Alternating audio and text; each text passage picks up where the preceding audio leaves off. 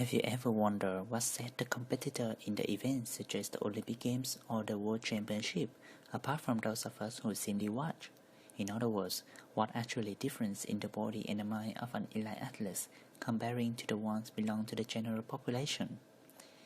In consideration of what requires being good at sport, lead to the realization that distinguishes between perception, cognition, and motor control are quite complicated. In this video, I mainly focus on the aspect of motor controls, as we all agree. First of all movements have their goals, such as when we walk to the bus stop, a dog catch the balls, or even a bird catch a fish and eventually being caught by a great white shark.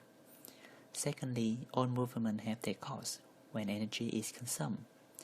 The most skilled movement is the one that is optimal in terms of accomplishing the goals at the lowest cost.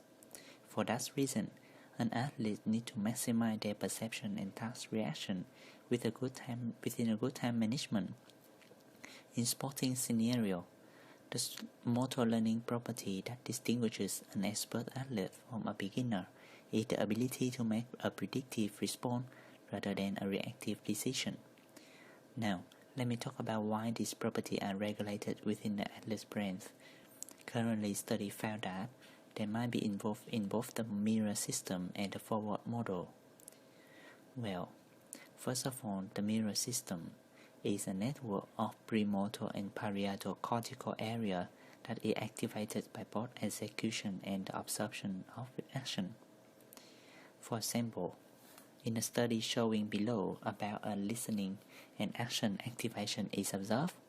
As you can see in picture H, an extensive bilateral activation of the frontal parietal area and primary motor cortex was activated. When the subject listens to the trained music, they know how to play. That is picture A. But the result becomes negative when they listening to the never learned or an untrained different note music in picture B.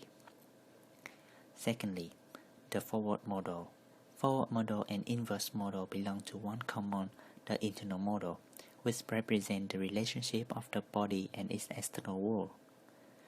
Before going to analyze the role of forward model, let me clarify the role of internal model at a glance.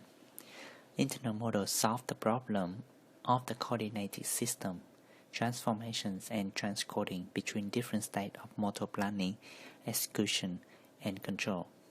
Within the internal model, forward model predicts the behavioral outcomes from one set of the descending commands by stimulating the property of the effect or the system, we know as result expectation.